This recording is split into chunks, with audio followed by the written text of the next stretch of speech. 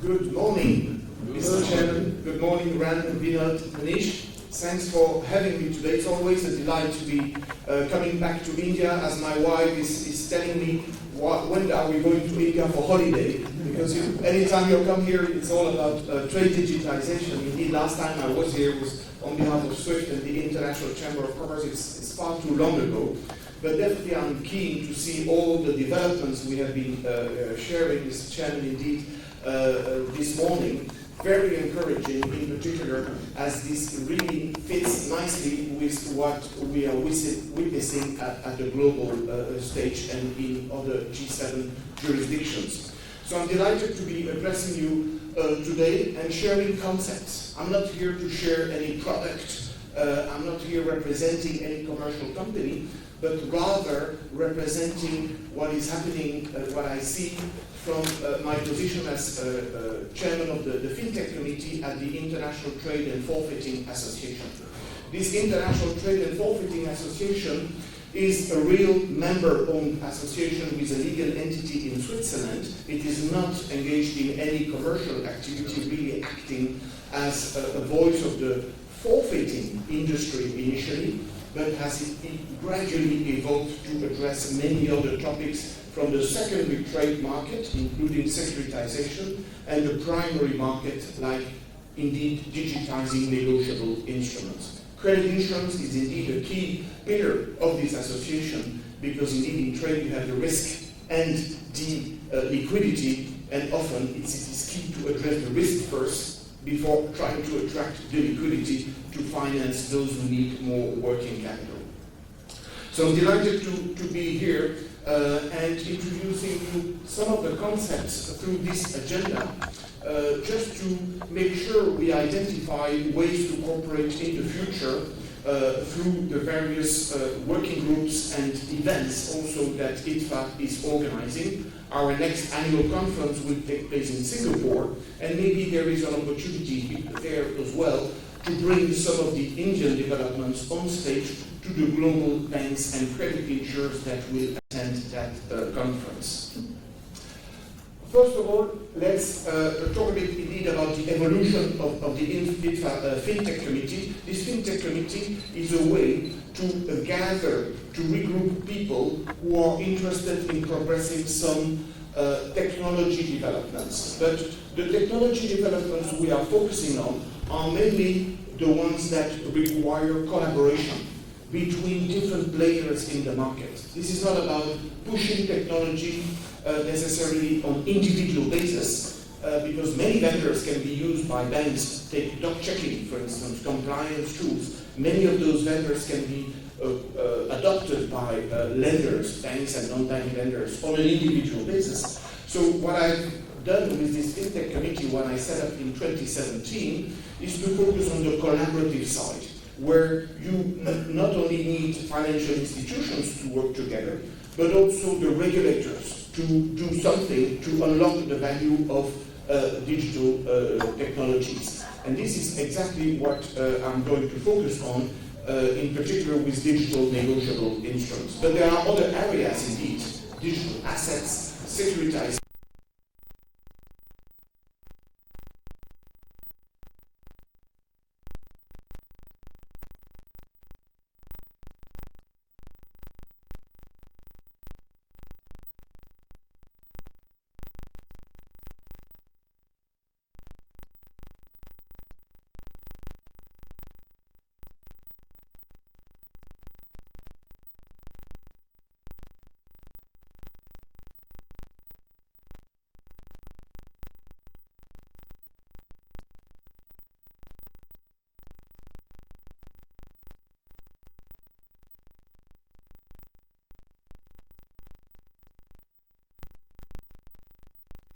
The MLETR compliant law. So the objective is to elevate technologies in a collaborative context, how particular technologies can help the industry digitize more, and in alignment with regulators. And of course the goal is to identify where we need to go as an industry beyond technology. Because often technologies have their limits, because technology providers are not regulated, there are certain things they can't do, and sometimes, as I have witnessed at SWIFT from other industries like the FX industries, the market identifies the need to set a new market infrastructure that is regulated, and take what happened at Cyprus in 1999 is the setup of the CLS, market infrastructure for FX settlement. So that's really the strategic ambition, is how to go beyond the alignment of legal and technology, and how to go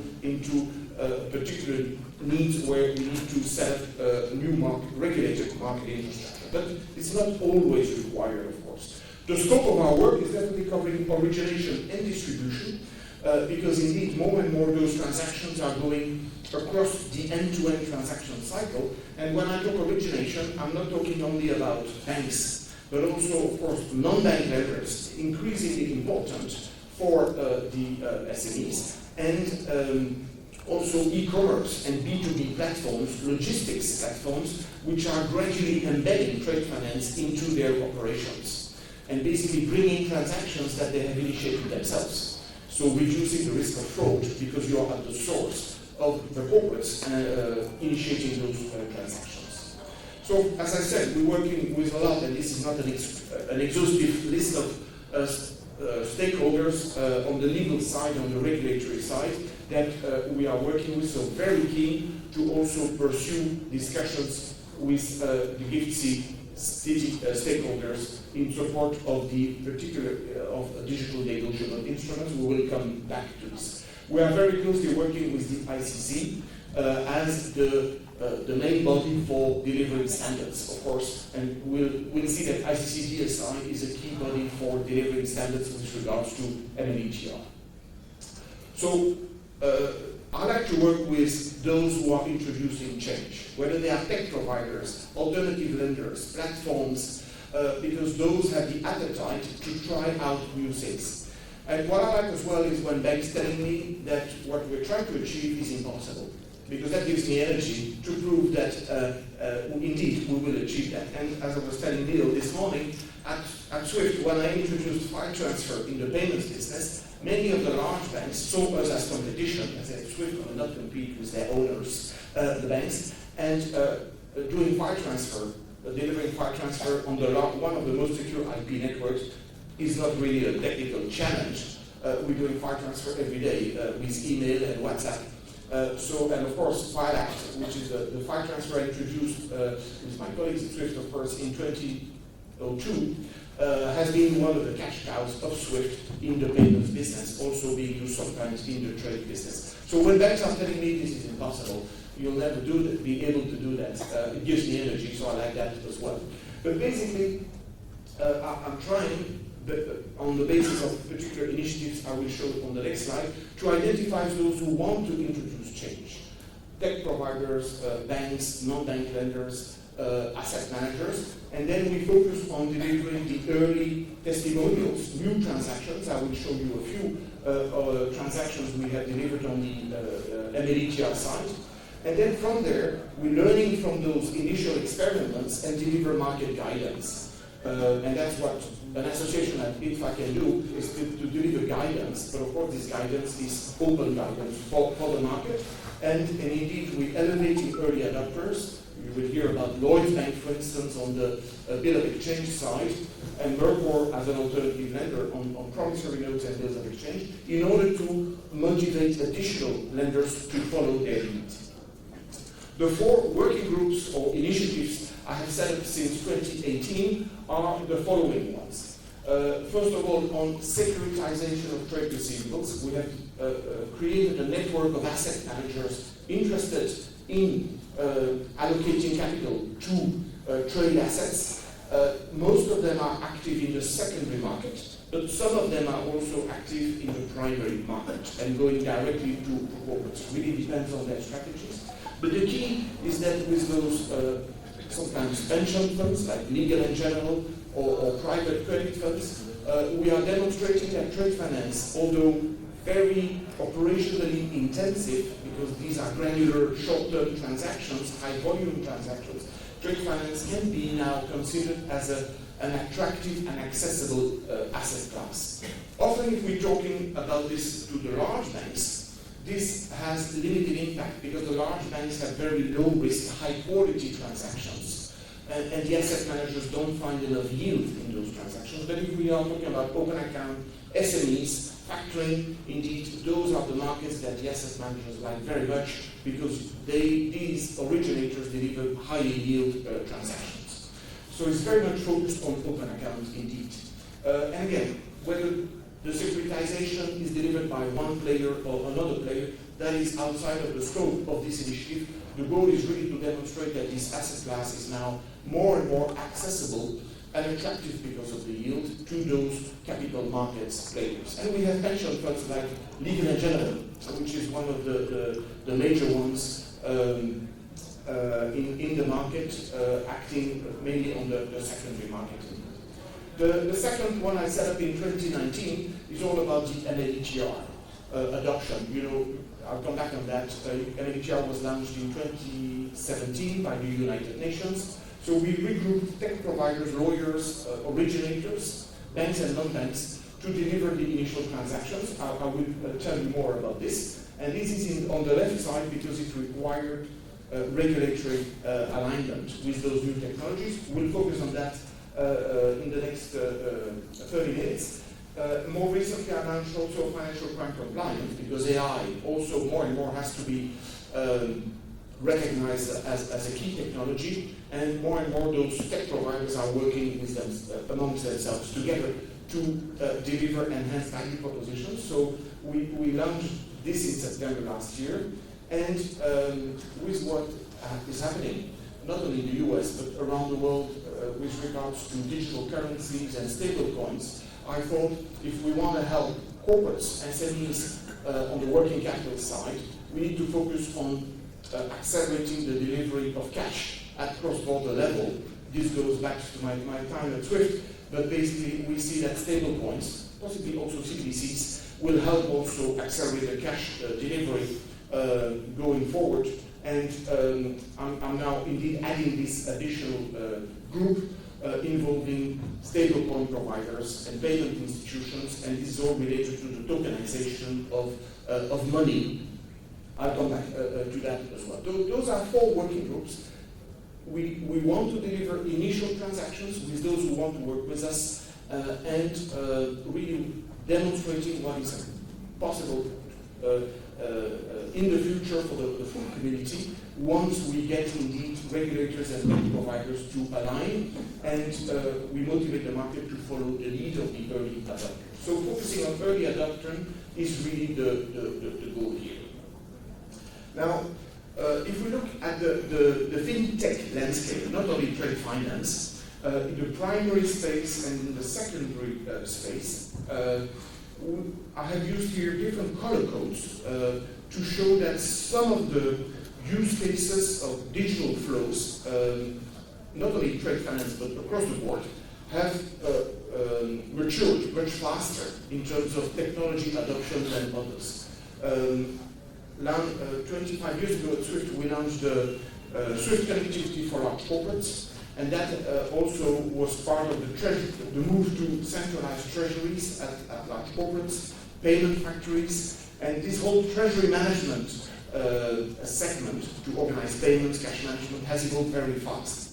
And you have big players like Kiriba at the international level, but many others who have been unicorns in this business over the last 10 years. They emerged 25 years ago. So treasury management, but also payables, receivables finance are now very established and sometimes being integrated into B2B platforms such as electronic invoicing, purchase to payment, and B2B trading.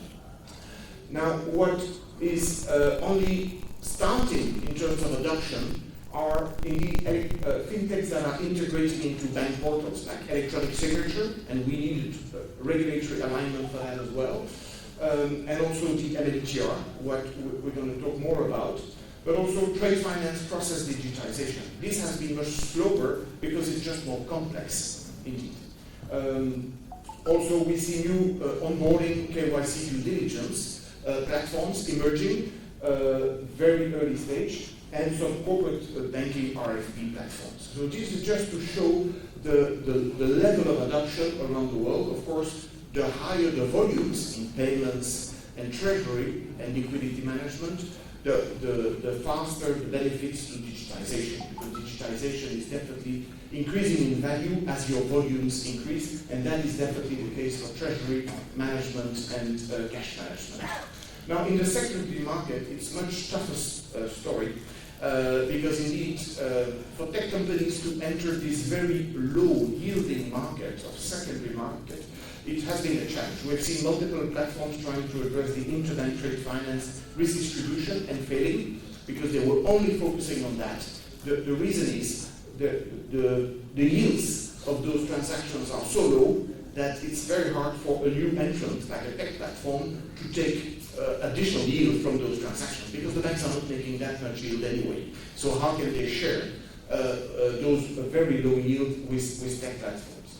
But I think the key will be the securitization of indeed open account, high yield receivables to the capital markets in order to help the bank with increasing their capacity to fund the corporate market. Another view we can take is this one, focusing on the bank or the originator. It could be a bank or a non-bank lender. In gray, you see the existing technologies like payments and trade transaction systems, the interfaces and APIs, the messaging channels and the APIs, the external clearing, correspondent banks and parties that the banks are interfacing with. And in color code, you see those new technologies trying to enhance the bank's value, or the originators, could be a factoring company, value propositions in different ways. Some of the technologies like electronic signature, MLETR for DNI, and the KYC onboarding technologies, 1, 2, and 3, are more and more integrated into the e-banking because they are not separate platforms. They're just part of the application process through the electronic portal of the originator. Other technologies will be separate platforms, third-party platforms, sometimes multi-banking trade finance platforms or multi-banking receivables financing platforms, or single windows as well at country level. And then other technologies will be enhancing the back office, like financial crime compliance, trade document checking. I think trade document checking has been one of the fastest in terms of adoption in the back office. And this is faster because the banks can implement those technologies on their individual basis. It doesn't impact their relationships. Whereas the other technologies, 4, 5, 6, 7, as well as usually the number 1 and 2, are impacting the way they dialogue with their counterparties, which is requiring alignment between the two parties.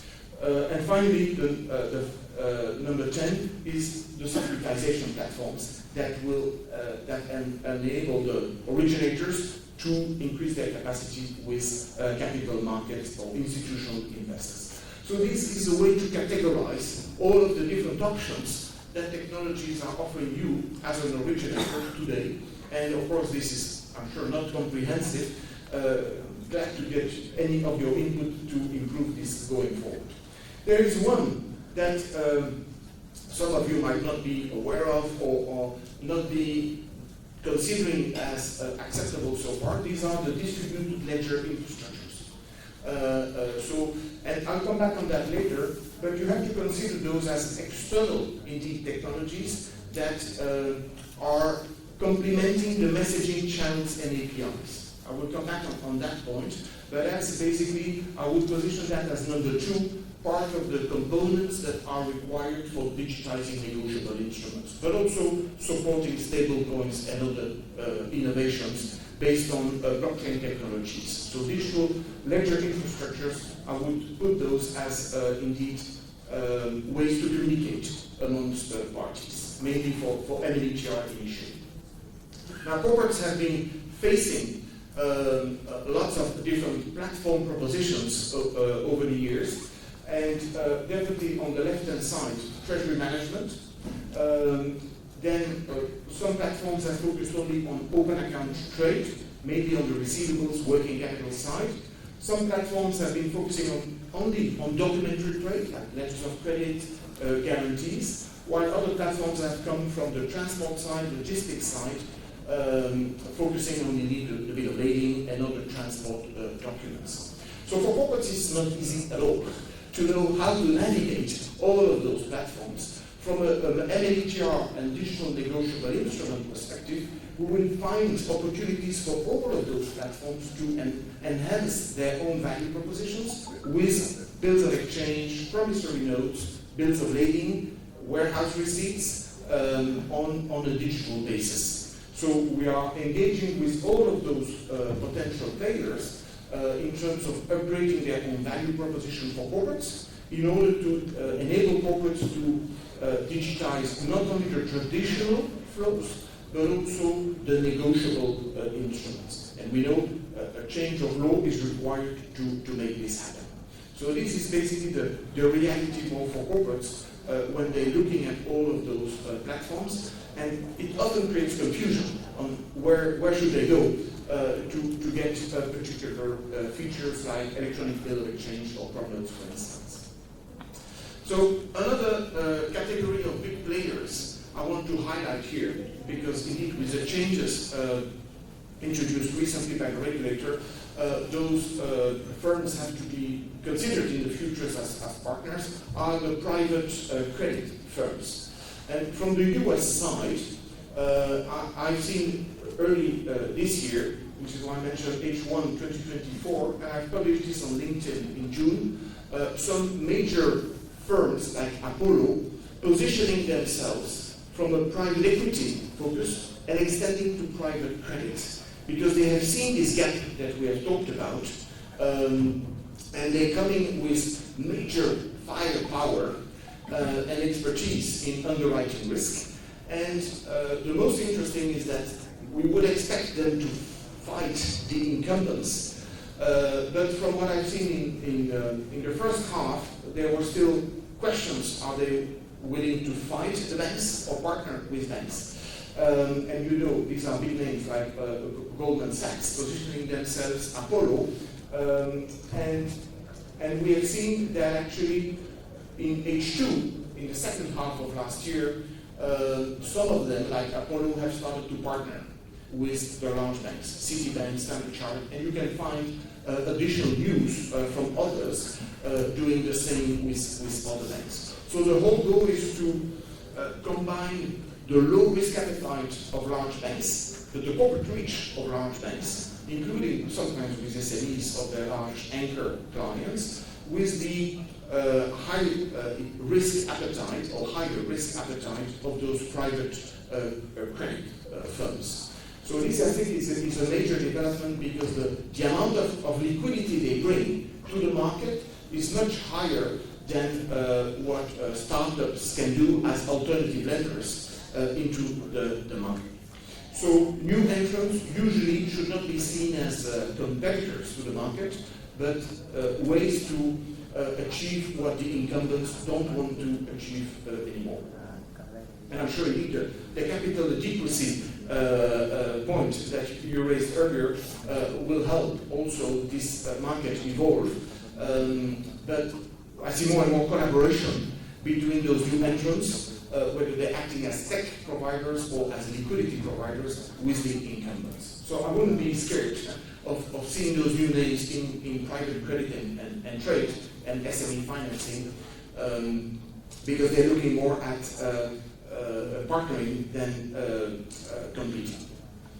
Now, moving to the topic of the UNCITRAL MLETR, I think this is very interesting to see what the lawyers have done through the United Nations, because this MLETR, Model Law for Electronic Transferable Records, is a legal innovation. And it was developed by the United Nations, Secretariat for International Trade Law, UNCITRAL, based in Vienna, but involving global experts from around the world. It was released in 2017, and the goal was to recognize that the digitization of title documents like bills of exchange, promissory notes, bills of lading, and not some others like warehouse receipts and checks and so on, required a change of national laws. And that trade digitization was hammered by this lack of legal upgrade at a country level. Now, in parallel to this work done by the United Nations, you had another community of experts, cryptographic experts, which developed the blockchain technology. And basically, those two groups of people, those two communities, did not communicate at that time. But actually, they were aiming to achieve the same, which is all about demonstrating how technology, and in particular cryptography, can enable the market to use the internet to exchange value, not just to exchange information. Because today we're using the internet since the beginning to exchange information, and the value is moved within the banking system, in the bank account. With this legal option, the MLETR, we can, and the appropriate technology, cryptographic technologies. But it's mainly about cryptography and a bit of blockchain. It's not just blockchain. So I prefer to focus on cryptography itself.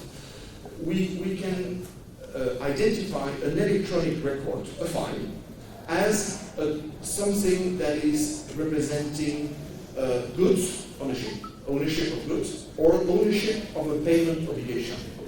So that the payment obligation doesn't have, on a bit of lading, doesn't have to be on paper with all the issues around paper, but can be fully digitized when created, when exchanged, when updated, and as in an interoperable way. I'll come back to that. So this innovation that I'm talking about is not a commercial innovation, it is a legal innovation that the UN took the lead on and published in 2017. Then in 2019, 2020, the first countries started to work on this: Bahrain, Singapore, Abu Dhabi Global Market. That's how I got involved through ITFA at ADGM. And then others, UK, France, started to embrace this legal option and upgraded their national rules. And the key is to introduce the concept of non-discrimination and functional equivalence into law, meaning that the bill of exchange, which is already recognized in centuries in national laws, has to be allowed by law in a digital form, in the same way as an electronic invoice has been accepted by law in many countries around the world. And the functional equivalence is demonstrating that we are not creating a new instrument here, because that is usually a failure in trade. Trade market doesn't want new instruments, wants upgrade of existing instruments. So functional equivalence is that the electronic bill of lading, the electronic bill of exchange, the electronic prompt notes or warehouse receipts are still the same instruments with the same legal legacy, but just enabled with particular technologies. Now, the UN has not specified what kind of technologies, because that's open to the market, of course, to define. So those are two important concepts. Now, as I said, we have this legal community of experts delivering the UN CITRA MLETR. We have the cryptographic gurus in the market inventing the blockchain and then launching currencies like Bitcoin. But let's not focus on Bitcoin here. Let's focus purely on the blockchain, enabling value to be owned and to be transferred. And actually, this gives us in trade finance an opportunity to use digital asset technologies, tokenization, for enabling those negotiable instruments to be transferred from one party to the other. So this is not about introducing a new platform that everyone is expected to join, something which will never happen. So this is, and introducing a new closed system is not the goal here.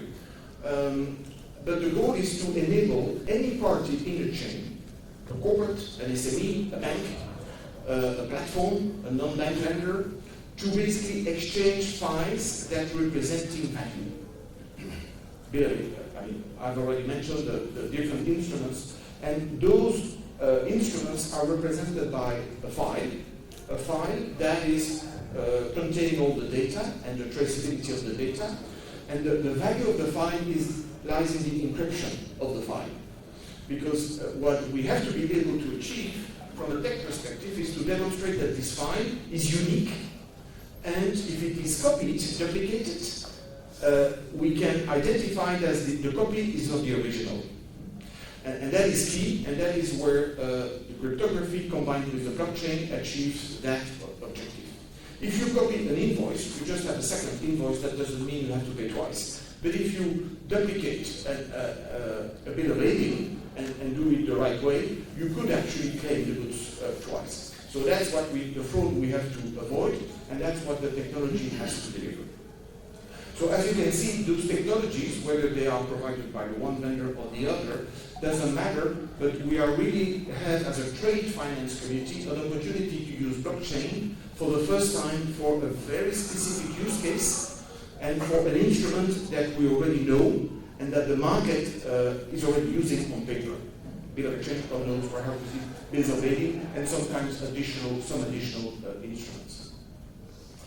So what we have done in ITFA is regrouping some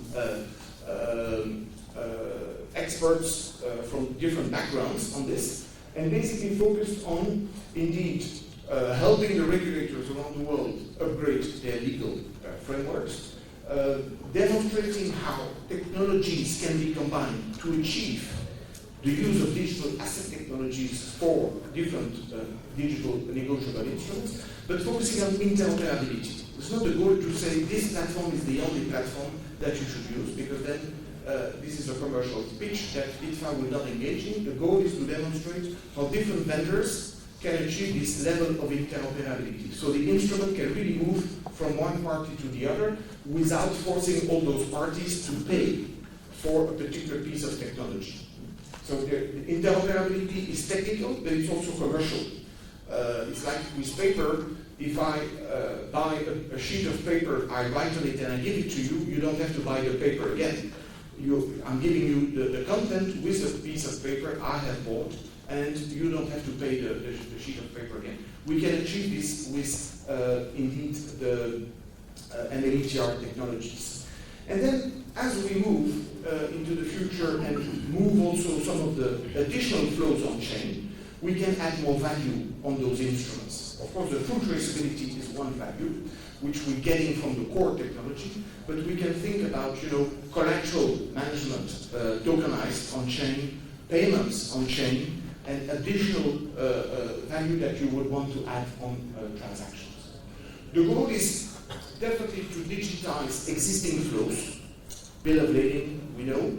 And I always say, if we digitize all the bills of lading, I don't think the volume of bills of lading will increase, because the number of bills of lading depends on the shipments more than on the digitization.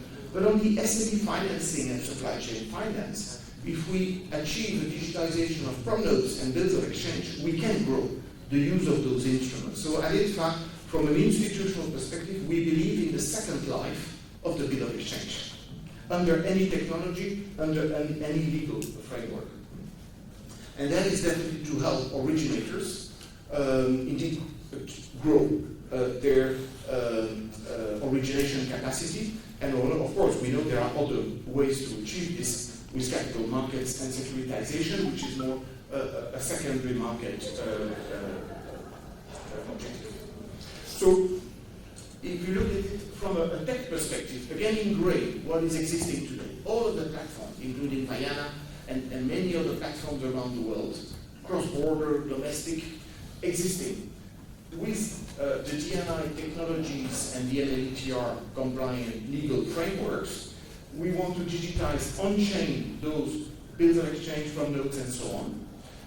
And then what we can do with the blockchain on top of these basic objectives to digitize those instruments is to add some tokenization for investors, which is similar to securitization, just another rails. We can add on-chain collateral and GDP settlement to reduce the risk. We can use settlement with regulated stablecoins or CBDCs, as the case may be. And we can also add additional capabilities with other technologies. Not all technologies need to be blockchain-based. Securitization is an existing practice. Double financing can be on-chain or off-chain, and automated block checking as well. And of course, this again is not exhaustive. It's just a way to show that digitization is not just to move away from paper. It's an opportunity to add more value as the market requires. And I think fighting double financing is something where India has fought since a long time, and I have advertised the threats framework in Europe quite often over the last few years, because I think it's brilliant, and the European regulators still have to discover it and implement the same at European level. So adding more value is definitely what we should be looking at over time. But the first goal is to digitize existing instruments, and then I think the next one might be to deliver the cash over regulated stablecoins. Now, why do we really need more technologies? Why can't we just use electronic signatures to digitize bills of exchange from notes? As I said, it's all about the fact that an electronic document representing a title document needs to be proven as unique as an electronic record. If the file is duplicated, the technology has to be able to prove that the copy is only a copy, it's not the original. The technology has to prove that the owner is the exclusive owner, and the technology has to be able to support transfer of ownership electronically. Those features you cannot achieve with electronic signature only. But electronic signature is essential as a foundation. So electronic signature allows us to indeed identify the stamp of approval on a particular record. But when we go into negotiable instruments, we need indeed a control of ownership, as identified on the left-hand side, and the full life cycle traceability, including the subsequent owners. And this is where we need indeed more cryptography in the technology and a ledger which is authenticating the electronic record. And anytime you perform an update on the file, you have a traceability in the file, and you have an update on the ledger. It's like when you go to your notary to buy a house. I guess you go to a notary here as well. If you have a title document saying, I have bought that house 50 years ago, but maybe in the meantime it has been sold multiple times, the public register, which is government supervised, government owned, will tell you who is the last owner. So your title of 50 years ago is interesting, but not valid anymore. And that is the registry in real estate we all rely on as owners, buyers or sellers, and this is the role of the blockchain here as well. The blockchain will track all of the versions of a particular instrument. Any update, transfer of ownership, small update on the bill of lading or the bill of exchange, will be generating a new entry in the blockchain, and this is the same function as a real estate registry, so essential for the stability of the market. So electronic signatures are essential. They are used as part of the MLETR technologies, but they are not sufficient to achieve the MLETR requirements. And this is technologically as easy as exchanging a file. I'm using here the Enigio example, which has been used by the early adopters.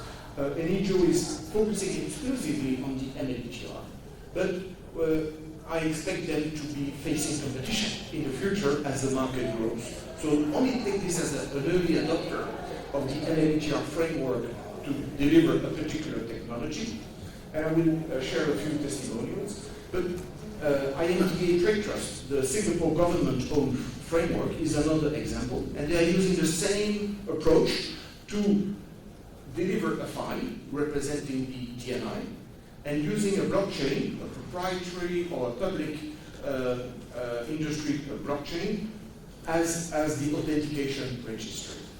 I'll come back on the use of blockchain a bit later. So exchanging on digital negotiable instruments is as easy as exchanging the file.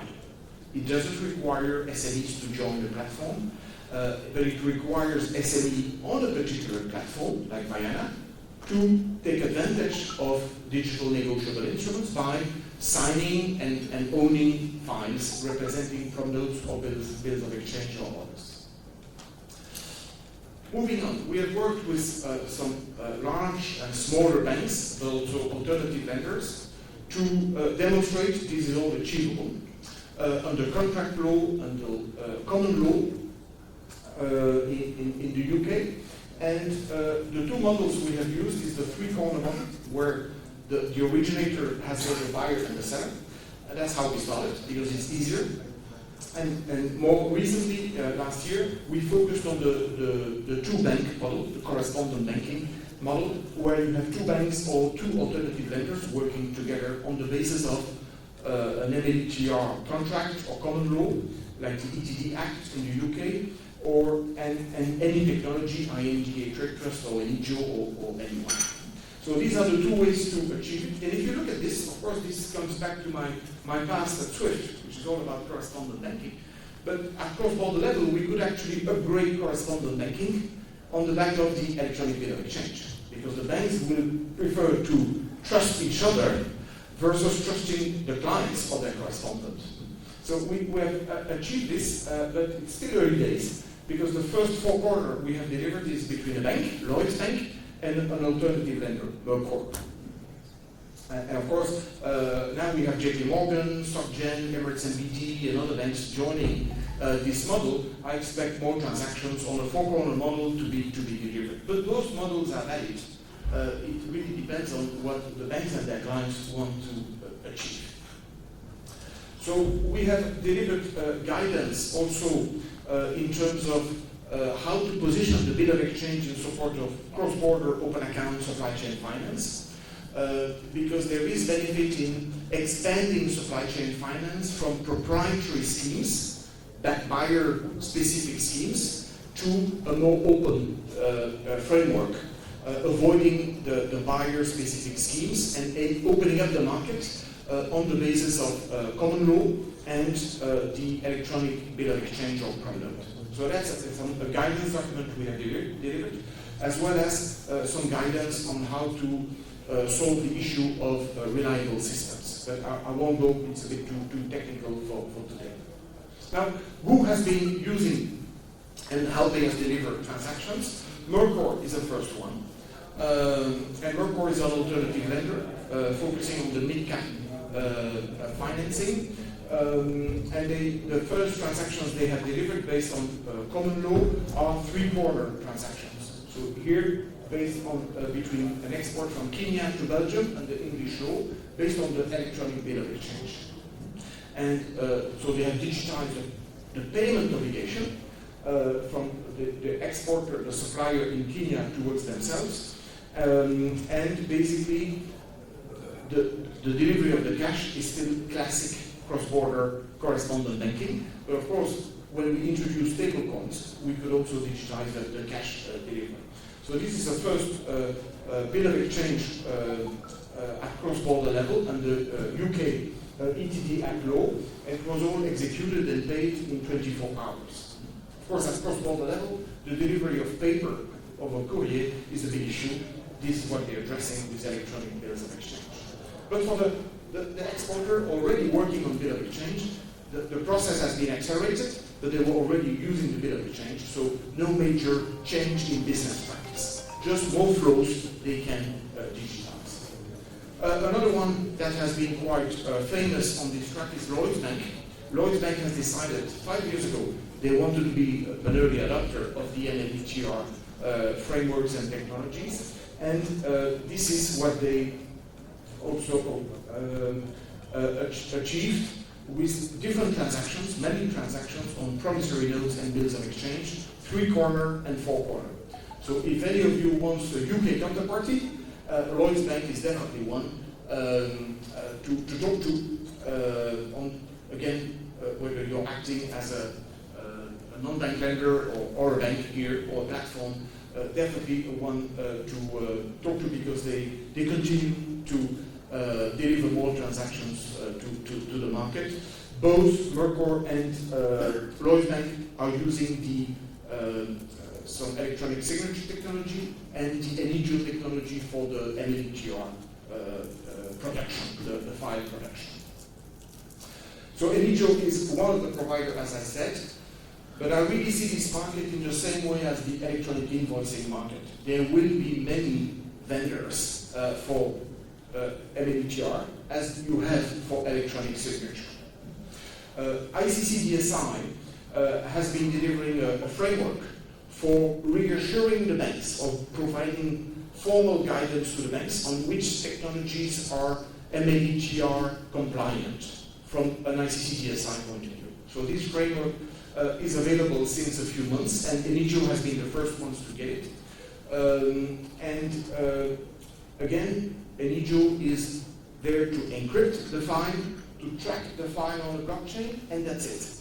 They are not a trade platform, they are not onboarding SMEs, they are not extending liquidity, they are just delivering the encryption technology for any platform, any originator to deliver legally enforceable files representing MLETR instruments. Now, going into tokenization and digital assets, I have talked about cryptography, I have talked about distributed ledger technologies, tokenization next to securitization, and I understand that there could be a difficult history for us in trade, because the banks have tried to use those technologies and failed through different consortia. So the start has been painful for some banks, maybe the large banks, having created those consortia since 2016. And I must admit, coming from the SWIFT world, where everything is centralized, governance, technology, everything is centralized, I thought we don't need blockchain technology. So it took me a few years. Maybe it's come with age, we have more resistance to change. But it took me a few years, between 2015 and 2017, 18, to discover the relevance of blockchain for us in trade finance. But when I discovered MLETR, I thought, yes, now with the legal innovation, I thought, yes, there is at least one use case where this is potentially relevant. But now, when I introduce blockchain to bankers, I like to put it in the framework of open banking technologies. Because at the end of the day, the blockchain for us, in an MLETR context, is all about data sharing for authentication purpose. So, if you look at the past, open banking has started possibly with SWIFT, and I'm sure there were other initiatives, but in the 70s, SWIFT created the standards MTs. Then at SWIFT, we worked with ISO 222 because we thought the SWIFT MTs are too proprietary, we have to give it to the industry. So ISO 222 was the norm, official norm, and it's public domain. Then regulators around the world, and Europe did that at least, was all about APIs, with Payment Services Directive, PSD in Europe, open banking regulations around the world. You have many. And application programming interfaces is not about standardization, but it's all about data sharing, actually, because we share data but more on a bilateral basis. So we need to implement the APIs of the counterparty, which has proven to be costly for certain use cases. And with digital negotiable instruments, actually, it's all about data sharing as well. But the data sharing is not a bilateral API, because you don't want to know whether it's Enigio, IATA, Trade Trust, or any vendor having structured this instrument. You just want to verify the document you get. So the distributed ledgers that we are introducing for MLETR is a way to share data without sharing the content. You want to share that this data is authenticated, but you don't want to share the content of the data. So basically, that's what the blockchain contains, is a hash of the transaction. So when you get the file, you hash your transactions, you compare it with the hash on the blockchain, and the blockchain will tell you this is the latest version of that instrument, it's still valid. because there is no new version. Once there is a new version, then the previous one becomes invalid. So blockchain for me is a way to share data in the context of digital negotiable instruments. But we can do more. As regulators introduce stablecoins and tokenized credit and CBDCs potentially, we're going to be able to really exchange money on the blockchain, which is all about value transfer. And that's the next level of complexity for regulators, complexity or value for us, is not only exchanging a contract on the blockchain, via blockchain, but exchanging really money on the blockchain. But it's all related to regulatory evolution, of course, but that's what those technologies enable. So for those who understand could be negative about blockchain because of the past difficult experience, and I was the same still a few years ago, I position those technologies in the evolution of open banking and a way to offer more transparency to the market. And what you have done in India with double fraud, duplicate fraud protection and the registries is a great example. Whether it's used on blockchain or not doesn't matter, I don't know. But you have understood that registries are essential to fight fraud. So that's my way to try to convince you that there is value in distributed ledgers. And I had to convince myself, because I'm coming from those who didn't believe in it still 8-9 years ago. And indeed, as Ran explained, the value is all about atomic settlement and more risk management features. And I developed this slide when I was asked by the press to comment on Marco Polo failures. Marco Polo was another blockchain consortia that went bust early 2023. And in this article in March 2023, I said the issue with the blockchain consortia that the banks created was that they only focused on blockchain to exchange data. And that's not where the value lies, because you exchange data on the internet. You don't need blockchain for that. But if you can use blockchain for tracking assets, to fight double fraud financing, to track DNIs, there is more value. And then the next level up is instant payments on value, and then collateral on chain, and creating investment products on chain, where the US is very advanced. BlackRock is already using blockchain at level 4 to create investment products on US treasuries. But more and more illiquid assets are being put on chain by large US companies like BlackRock, Goldman Sachs, and others. So that number 4 is for me the most complex, because from a regulatory perspective, you need regulatory approval to launch new investment products, of course. But in the US, we see this going very fast, as well as instant payments with companies like Ripple, Stellar, bringing stablecoins on chain. So that's how I scale the value of blockchain, but it all requires partnership with regulators to make it happen. And this is definitely happening when you see indeed in Europe MiCA being introduced to support digital assets, and the UK, following the ETD Act they released in September 23, now moving into the crypto bill, they call it property bill, to represent tokenized assets into law as well, to basically enable this evolution of the internet to be used by the market. If you want to research more on this, look at what Securitize in the US is doing with BlackRock, because this is all about indeed using blockchain technologies to create tokenized investment products. And I think, given the name of BlackRock, we should give it some credibility. Although Securitize is more a regulated intermediary in that process, but they have great material and initial tokenized investment products to demonstrate as proof points that this industry is starting to really adopt those new technologies for instant settlement, automated compliance, real-time shareholder data, and increased liquidity. So there's great material. I recommend looking at what they're doing. They are agnostic to technologies. They're using multiple blockchains. That has become a kind of no-brainer. So agnostic to the technology providers, but it's all about the business innovation that I think is very interesting between BlackRock and Securities. A few more examples here from BlackRock. You're going to get those time. So just to conclude, we have talked about two main topics: trade digitization with UN, Citral, and MLETR. I believe in the use of electronic bills of exchange for cross-border trade as part of ICC rules, as part of FCI rules, why not? As part of just independent, as Mercor is doing. We have to promote, indeed, the use of electronic bill of exchange amongst jurisdictions from a legal, regulatory perspective, and then from a tech perspective.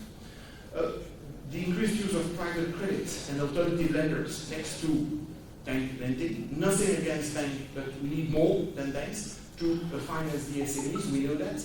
And working more and more with regulators to introduce MLETR. First, digital assets next into law, because the scope of digital assets is very wide compared to MLETR, so it's prudent to work only on MLETR to start with.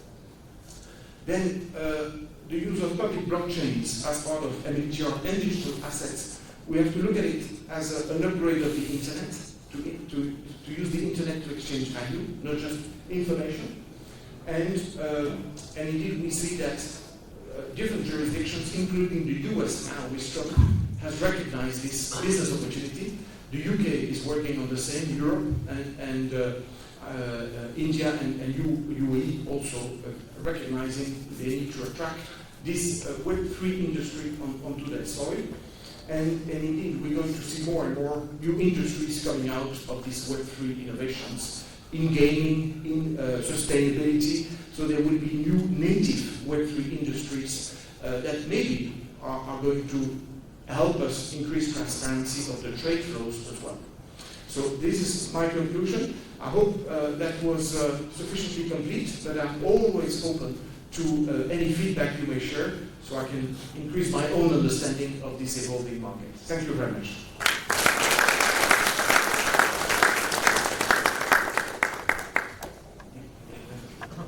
We're happy, we have some time for questions. Pankaj.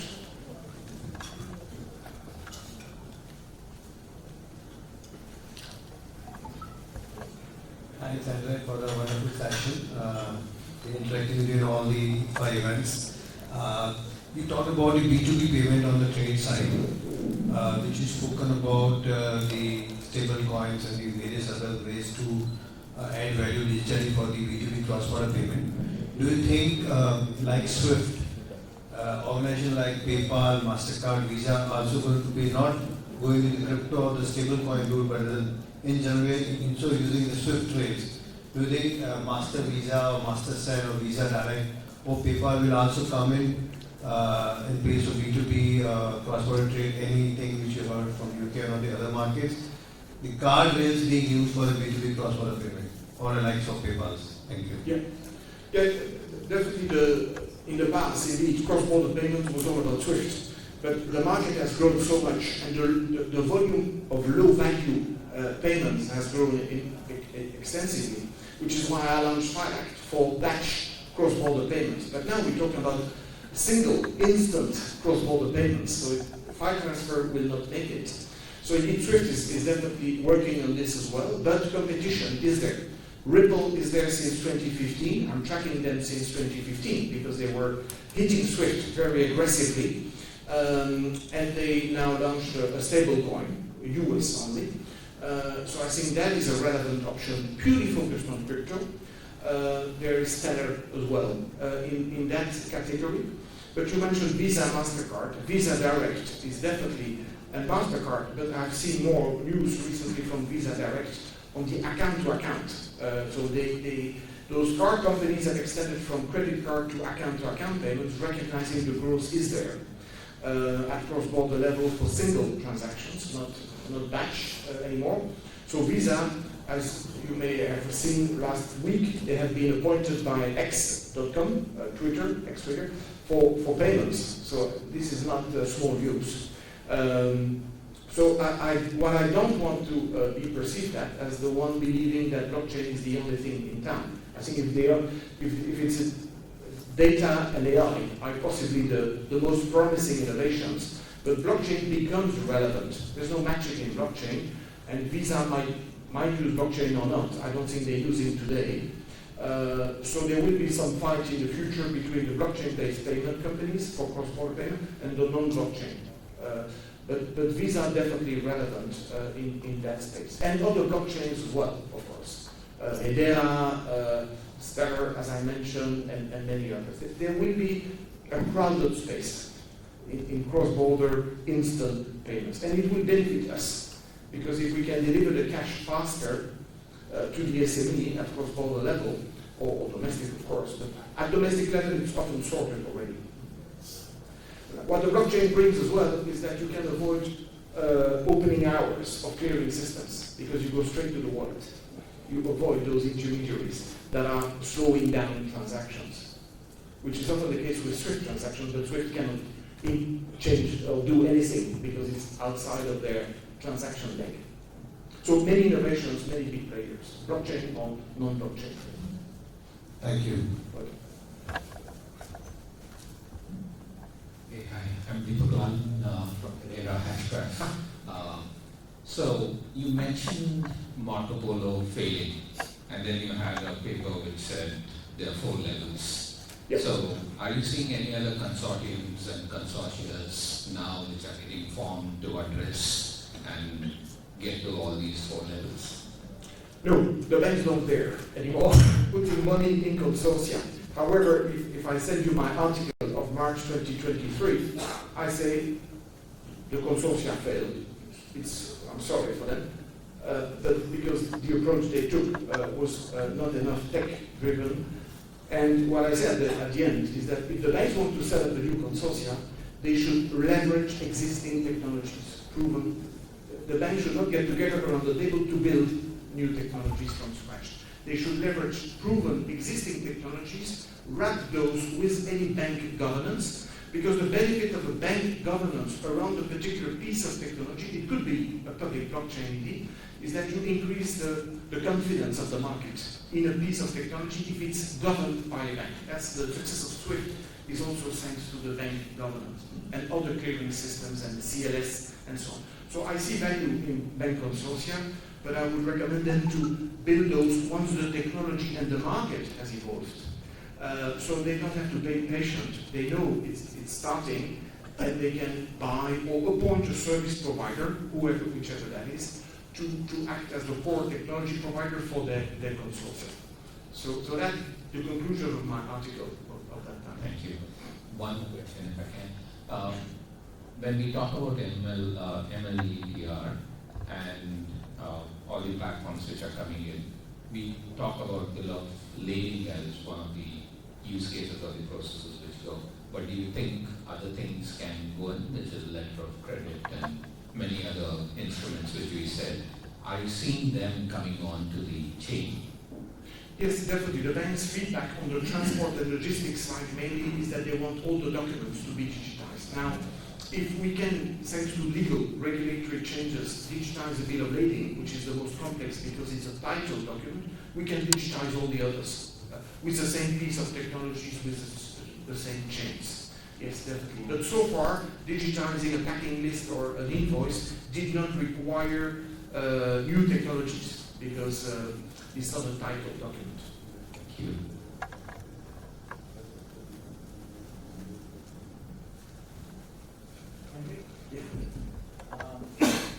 What will actually spur the adoption of MLETR across countries? Because it's just 2 or 3 countries which just move on. What's really going to make it? I mean, what's holding it back or what's going to push it forward? Yes, we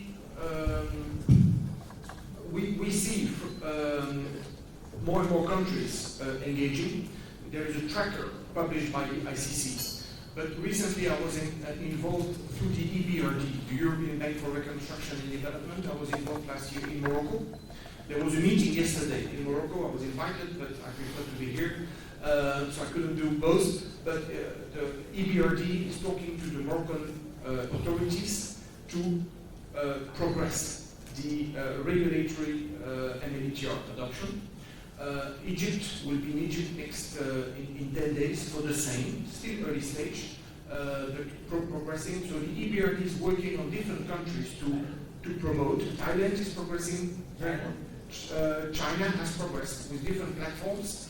There is already blockchain interoperability between Enijo and TradeGo, which is a Chinese bill of lading platform. Australia is progressing. So many large countries are progressing. Indeed, we see that from talks because we are being asked sometimes to present whatever or to help. So Australia, Thailand, China, Singapore has been done. The US as well, progressing very well, close to final with the OCC amendments. But now it's not because the legal frameworks will agree that the banks will jump on it. We need more to push the banks. When I talk to European banks, I say the best way to grow adoption is to force you to do it. When regulators force something, then you're sure it's going to be done. Electronic invoice, ISO 222 in payments, instant payments in Europe. But the European regulators are too focused on payments only. So that's why I've advertised TREX as a framework for SME financing. So indeed, involving more and more the regulators is key to get to a point where it's not only the SMEs asking for more digital trade and financing, but promoting this to the large banks through regulation. Because I see too many large banks sleeping on this. ADGM had the same issue. We worked on it in 2020. They released in February 2021 the new framework. Nothing has happened since then. It's starting with some banks. So motivating the banks has to come really from the regulatory push, unfortunately. But that's why also, because I am focused on short-term results, I like to work with non-bank lenders. And some banks like Lloyds Bank, some JP Morgan, who are already moving on. But the non-bank lenders, they are more motivated to win new market share, more open to new technologies, like the factoring, also world. So I like to focus on those to deliver short-term results.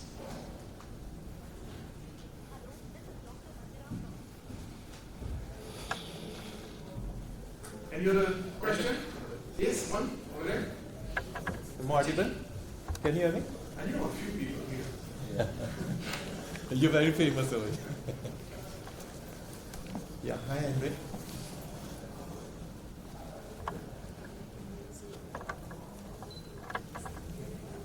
Hi Andre, welcome to India. Thank you.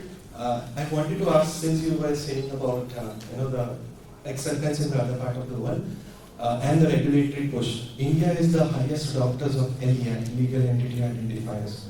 How do you foresee the global adoption happening? And your slide is on Web3. The future of Web3 and the identity is playing a crucial role with respect to the electronic exchange of these documents. Where do you see these things going ahead? Yeah, it's also regulatory alignment is essential on LEI. LEI started this way in the FX market. It started as a mandated identity, system independent, because the SWIFT BIC is too much related to the use of the SWIFT messaging. So they created the LEI to be more agnostic to the BIC, and it was mandated for some FX players. And indeed, with Web3 and the LEI, which is now headed by an ex-SWIFT colleague, who has a much tech background and digital asset background, Alex. I haven't followed the latest development, but I know they're working on indeed making it even more valuable for the market. So huge importance also to support the whole market, and tokenization, Web3 technologies definitely can help also LEI acceptance. If we see, like in MLETR, that we need more regulatory push, I would suggest to also mandate it, because there is so much associations, where it's FCI, ITFA, ICC, or BAF. We can promote, we can influence, we can trigger, but we can't force the market to do it. So that's why the collaboration with regulators is so essential, in my view. Some banks will not like what I say, because it creates more work for them. But forcing the market to do the right thing is basically where regulators are in a unique position to make it happen. And we need to help them forcing the right things, of course. Electronic invoicing is being mandated all around the world for fighting tax evasion. So there is a regulatory motivation to fight fraud. So forcing something can be achieved. We've seen it. Why not on AI? Why not on indeed Web3 technologies for increasing transparency and fighting fraud, like on those bills of lading? Look at what Singapore has done with the register for fighting double fraud. That's also a mandated push because of the issues they face. It's the right approach. Thank you. Hope it answers.